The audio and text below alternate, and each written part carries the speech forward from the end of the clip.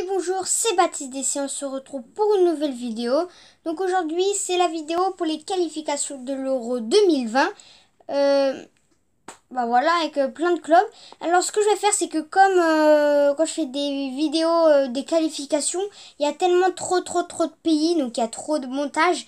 Donc les pays qui sont pas très connus, enfin les matchs qui sont pas très bien, genre Géorgie, Gibraltar. Je vais pas les faire parce que je les connais pas trop et j'ai pas trop le temps là. Enfin après il y a trop de montage et du coup j'ai pris vraiment les pays intéressants dans cette vidéo. On regarde l'intro et puis je vous dis mes pronostics.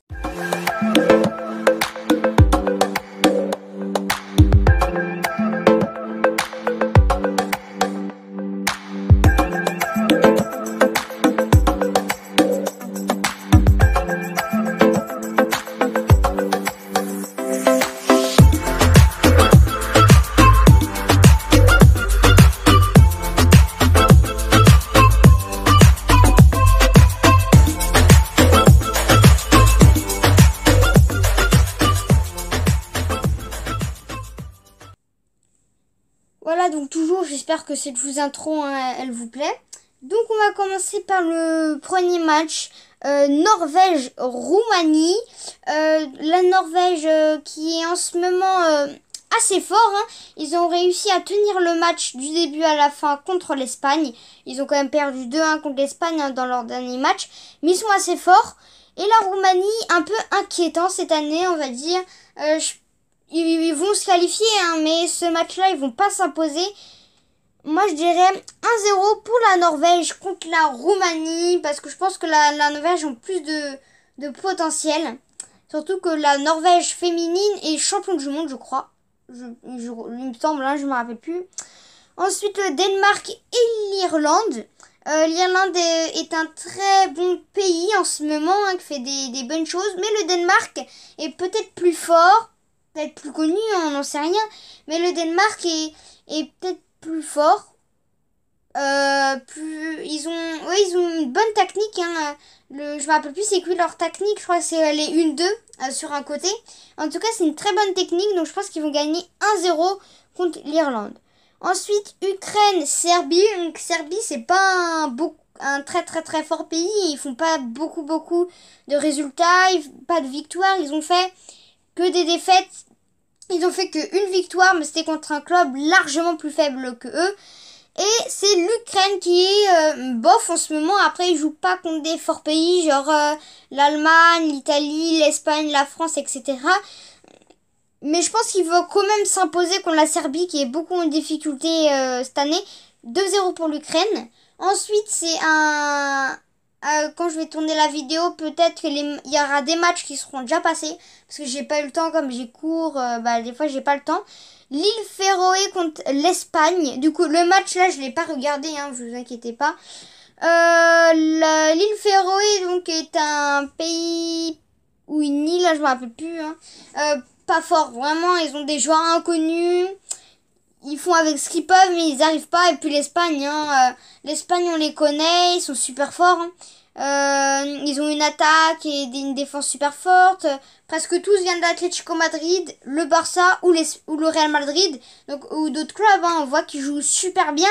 En tout cas, l'Espagnol recrute beaucoup de joueurs bien. C'est eux qui ont les meilleurs clubs. Et puis l'île Féroé, pas très connu, mais l'Espagne, vraiment, c'est très connu. Ils sont bien placés, ils sont 4e ou moins, je sais pas, au classement général. Donc 3-0 pour l'Espagne. Ensuite, Suède-Malte. Malte, pas un pays fort. Peut-être moins fort que la Sibérie même. Ils font pas beaucoup de résultats cette année puisqu'ils jouent entre pays dans le même niveau, quoi. Et on a la Suède, donc la Suède est un pays super fort en ce moment. Zlatan Ibrahimovic joue, mais je crois pas qu'il jouera dans le match, parce que je crois qu'il est plus. En tout cas, la Suède est un très bon club, très fort. Ils ont plein de potentiel aussi, donc ils vont largement faire l'affaire contre Malte. 2-0 pour la Suède. Croatie, Pays de Galles, hein, Croatie vice-champion du monde. Ils ont fait vraiment une année extraordinaire. Ils sont super forts en ce moment. Ils ont des joueurs qui commencent à devenir connus, hein, avec Modric qui a été Ballon d'Or, Mandzukic qui est un buteur super bien et Rakitic qui évolue super bien au club du Barça. Donc voilà, hein. Et puis le Pays de Galles, ils sont bof, hein. Chaque année ils perdent, ils gagnent, ils sont équilibrés. Ils ont Gareth Bale, hein, le joueur du Real Madrid, le plus fort joueur du Pays de Galles, mais c'est pas lui qui va changer le résultat. Mais je pense qu'ils vont quand même marquer, donc 2-1 pour la Croatie. L'Islande, l'Albanie, je trouvais un match assez intéressant car c'est des petits clubs, mais ils arrivent à faire des bons résultats, surtout contre la France comme on avait vu.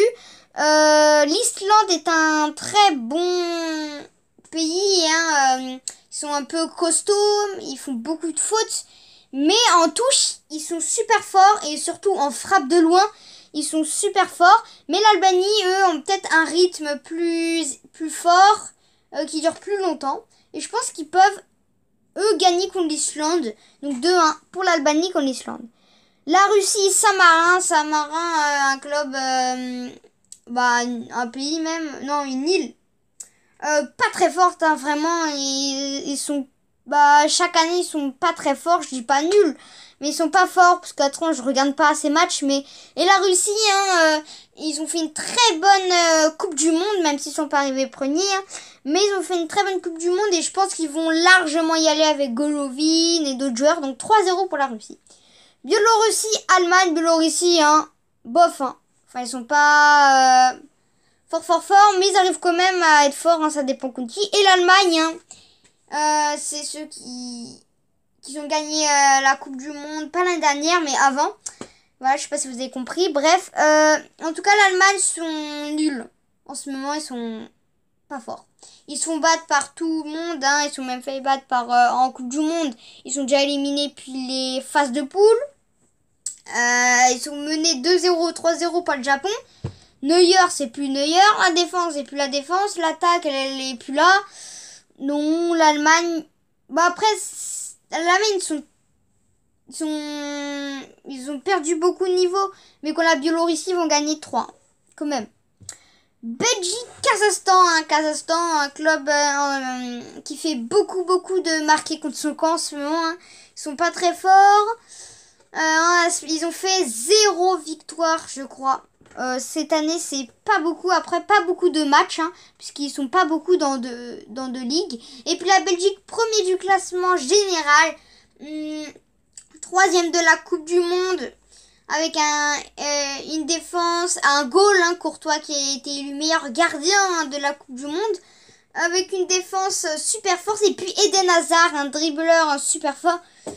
La Belgique a tout pour faire frissonner tous les pays, puisque ce moment ils sont forts. Ils se sont fait battus une fois cette année, après la Coupe du Monde. Une fois, je me souviens plus par qui, mais en tout cas je pense que la Belgique va quand même gagner 3-0.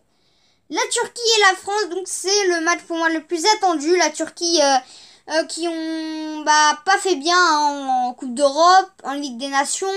Et en Coupe du Monde, ils étaient pas forts. Mais en ce moment, hein, depuis la Coupe du Monde, ils sont super forts et ils enfilent les victoires sans être arrêtés. Ils sont même deuxième du groupe. Et puis la France, Ligue des Nations catastrophique, Euro, ils étaient arrivés deuxième et Coupe du Monde premier.